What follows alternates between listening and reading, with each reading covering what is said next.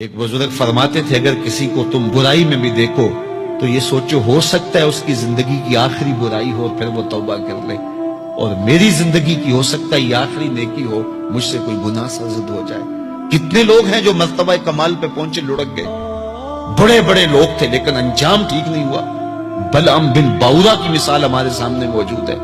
بنی اسرائیل کا مستجاب الدعوات ولی تھا، اور جب ہاتھ پھیلا کے منہ پہ ہاتھ پھیرتا تو ہاتھ بعد میں منہ پہ جاتے، قبولیت پہلے ہو جاتی۔ لیکن اسی کے بارے میں قرآن نے کہا نا، مثلہ کمثل الکلب، اس کی مثال کتے کی مثال ہے۔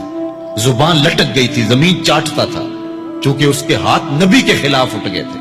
اس نے سمجھا تھا میں مستجاب الدعوات ہو گیا ہوں، اب جو چاہوں جس کے بارے چاہوں بد دعا کر دوں، لیکن بد دعا اپنے حق میں نکل گئی، زبان لٹک گئی۔ اس لیے میاں صاحب بولے، پڑھنے اتے مان کرینا نہ آکھی میں پڑھیا، او جبار کہار صداوے متا روڑ دیوے دودھ کڑیا۔ تو اس لیے ہر وقت ڈرتے رہو۔ ابھی ملیکہ کہتے ہیں میں نے 30 اصحاب رسول سے ملاقات کی ہے، 30 اصحاب رسول سے، تو میں نے ہر شخص کو فکر مند پایا ہے۔ وہ کہتے تھے ہمارا انجام ٹھیک ہو جائے، انجام ٹھیک ہو جائے۔ حضرت سیدنا ابو بکر صدیق رضی اللہ تعالیٰ عنہ، جن کے بارے میں میرے رسول کی زبان سے لفظ نکلے، ابو بکر فی الجنہ، ابو بکر جنتی ہے، لیکن وہ کہتے ہیں ایک چڑیا کو دیکھ کے شاخ پہ بیٹھی ہے، کہا واہ چڑیا کتنی موج ہے تجھے، ایک شاخ سے اڑتی ہے دوسری شاخ پہ بیٹھ جاتی ہے، اور قیامت کے دن تیرا حساب بھی نہیں ہوگا، پسے تو ہم ہیں جن کا حساب ہوگا۔ یہ وہ لوگ ہیں جن کی زندگی دیکھیے، ان الشیطان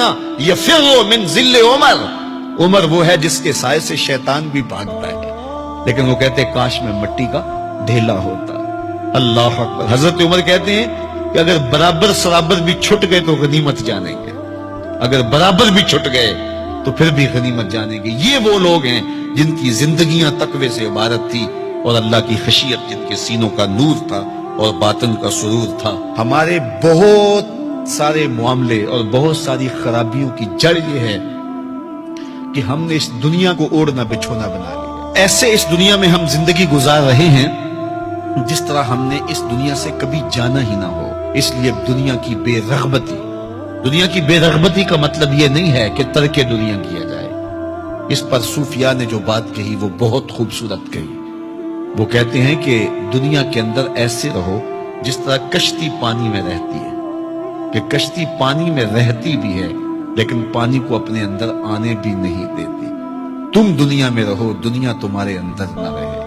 اگر تم دنیا میں رہو گے تو خیر ہے، اگر دنیا تمہارے اندر رہی تو پھر کچھ نہیں بچ پائے گا۔ کشتی پانی میں رہے تو خود بھی تیرتی ہے، اوروں کو بھی تراتی ہے، لیکن اگر پانی کشتی میں آ گیا تو کشتی کو لے ڈوبے گا۔ اس کی رحمت کے دروازے کھلے ہیں، آج ہم اس کی چوکھٹ پہ آ جائیں، کل تو آنا ہی آنا ہے۔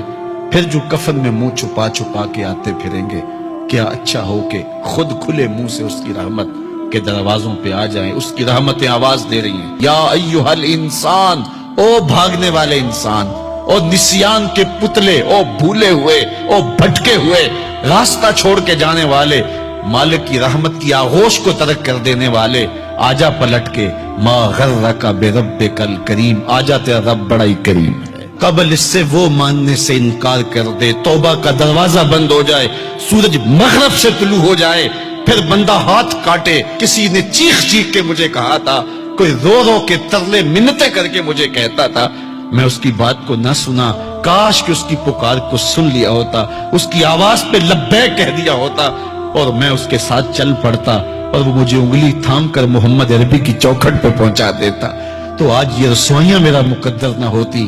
صاحبو آؤ، کتاب رحمت آواز دے رہی ہے، کتاب رحمت تمہاری انگلی تھام رہی ہے اور تمہیں حضور کی چوکھٹ تک پہنچا رہی ہے، اور آمنہ کا لال تجھے اپنے دامن میں لے کے رب سے مغفرت اور بخشش کا پروانہ لے کے دے رہا ہے۔ مجرم ہو تو منہ اشکوں سے دھوتے چلے آؤ، آؤ در تواب پہ روتے چلے آؤ، قرآن میں مذکور ہے بخشش کا طریقہ، سرکار کی دہلیز سے ہوتے چلے آؤ۔ اور تھوڑی سی زندگی باقی ہے، بہت زندگی کاٹ چکی، آوارگی میں کاٹ دی، اور گناہوں میں کاٹ دی، منمانیوں میں کاٹ دی، خواہشات نفس میں کاٹ دی۔ آئیے ابھی سے اپنے اندر کو تبدیل کر لیجئے، اپنے احوال کی تبدیلی کا عزم مصمم کر لیجئے۔